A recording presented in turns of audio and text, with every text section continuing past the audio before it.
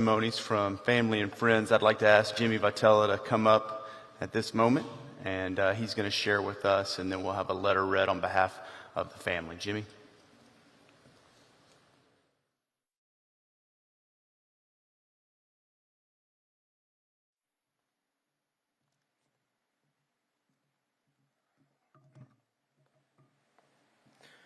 Thank you, Pastor.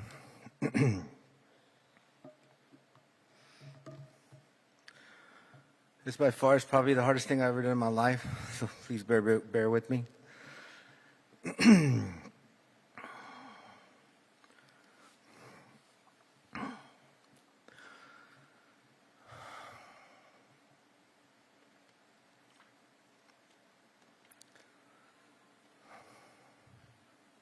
I really don't know where to start. There's so much to say about Kareem. You know, Kareem was the type of guy that he didn't believe in friends. He believed in family and family because he considered his friends family. That's just the type of guy he was. He was so kind. He was so loved by so many people, especially by his brothers-in-law, by his family, by his beautiful wife and his beautiful kids, in-laws, brothers, sisters, cousins, uncles, just everybody in general.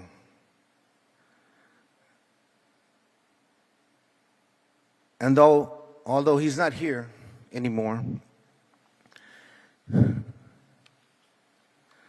I still hear him.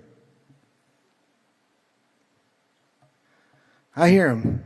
I hear him behind me saying,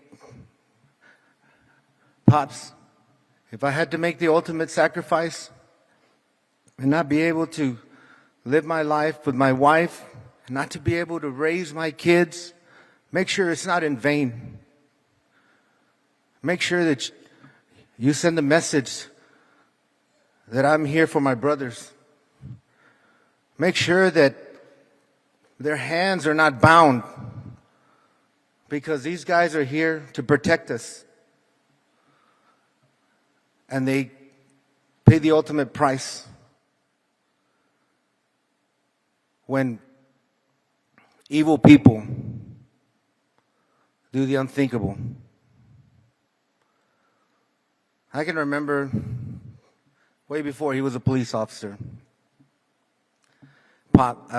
Kareem came into my office. He said, he was excited. Hey, Pops. I said, "What's up, Kareem?" He said, "I realized something today." And this is not a political statement by any means. This is Kareem talking. I said, "What is it, Kareem?" He said, "I realized that guns don't kill people. People with evil hearts kill people. And although one day I will be a police officer, I hope the times are not as tough as they are now." Little did he know it was going to get worse. Little did he know that he would not get the support by our elected officials. And I'm not trying to be political by any means. These guys, all wearing the badges, these are the guys that we all look up to.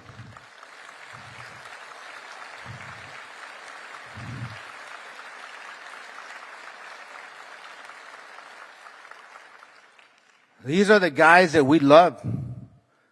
These are the guys that show up when we're scared, when there's no one else to protect us. These are the guys that we should appreciate. And on behalf of Kareem and all his family,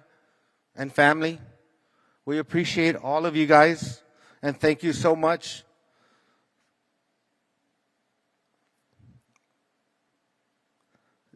For knowing that every morning that you leave, or every night that you leave to go on shift, that you might not come back home.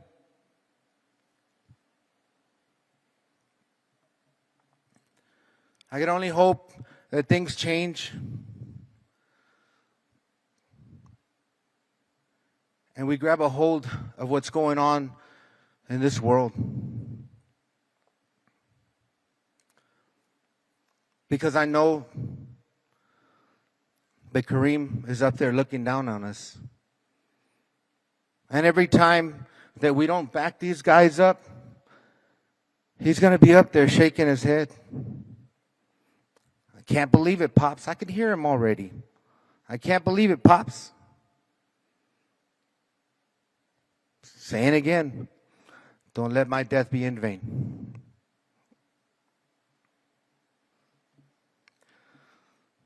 I've been asked many, many, many times, who was Kareem? And to tell you the truth, I wish I could download all these memories that we have, just me alone, let alone all the memories that everyone here has of Kareem. How much joy he brought to this world. How much laughter. Because as I walked through my office, I could hear Kareem in the corner chuckling away with his family. And it was always amazing to be around him. Amazing. I remember when I first met Kareem. He was in my office. I was interviewing him. I said, "Son, do you have any sales experience?" He said, "No, sir, but I love cars." I said, "Really? What kind of cars?" He said, "You see all those beautiful cars out there? All of them." That's who he was. He loved cars. And sneakers. Those of you guys that know him very well, he loved tennis shoes.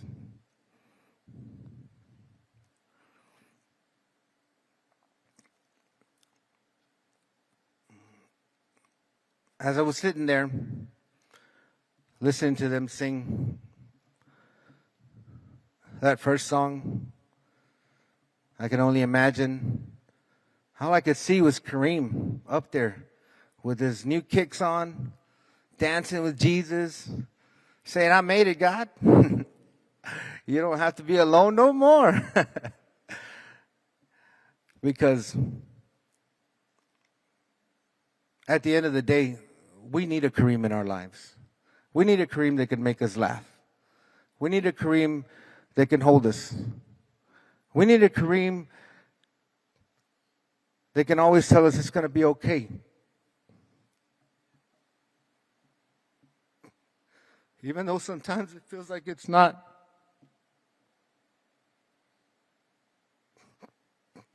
I promised myself I wouldn't break down in front of you guys, but we really loved him so much.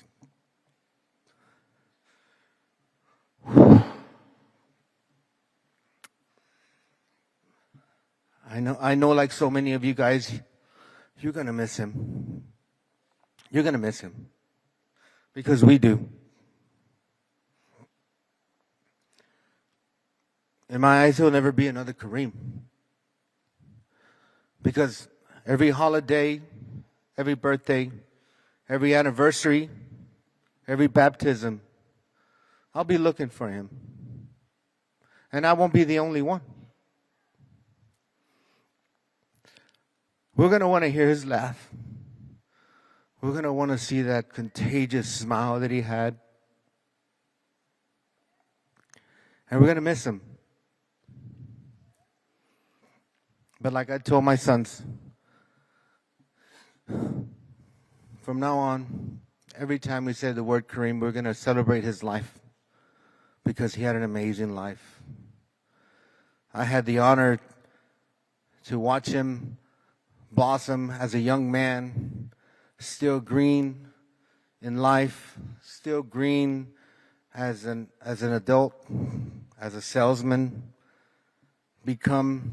transform into the man he became.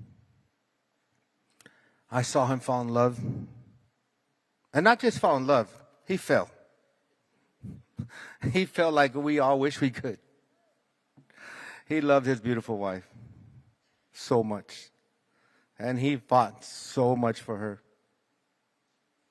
I was so happy for them because I knew they loved each other.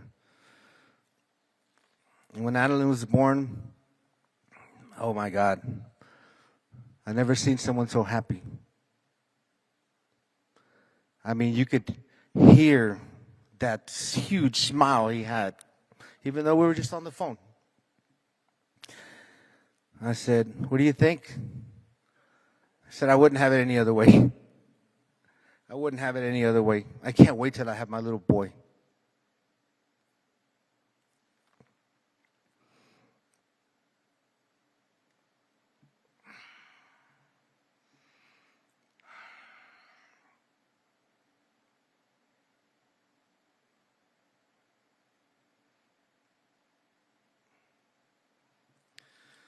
I asked God, please,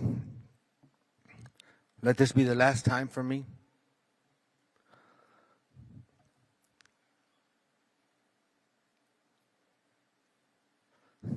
Because I don't know if I could do this again, to be honest. I look at my kids. I look at his kids.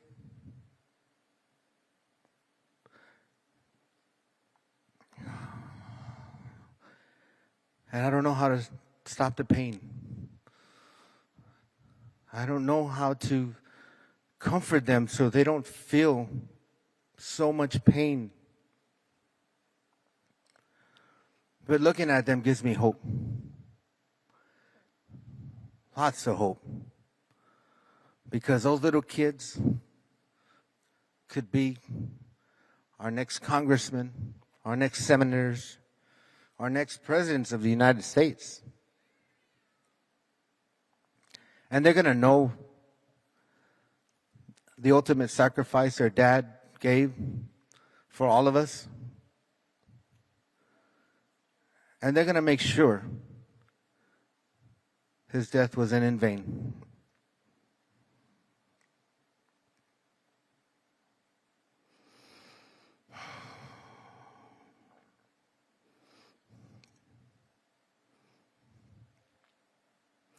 So many things that I want to tell you guys about him. Unfortunately, there's not enough time. And I thought I could read it, but I can't. Truth be told,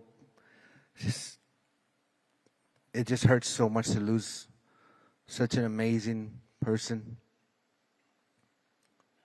And although I'm going to call him my son because that's the way I saw him, as my son.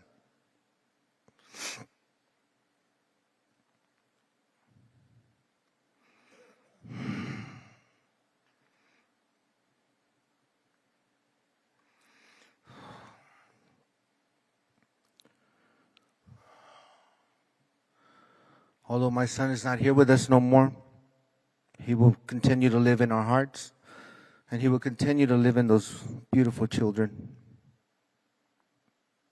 So I ask everybody, please, please, don't forget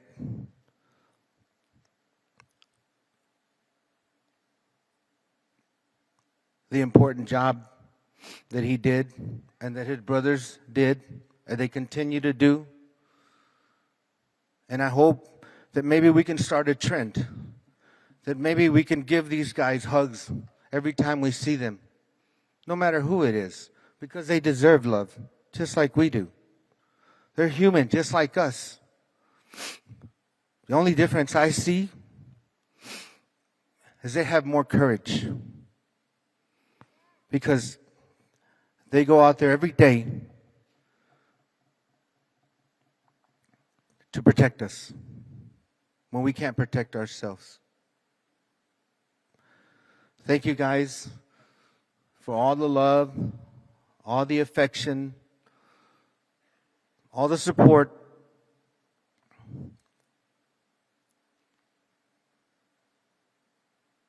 And the brotherhood you showed my son. Thank you guys, and God bless. Amen.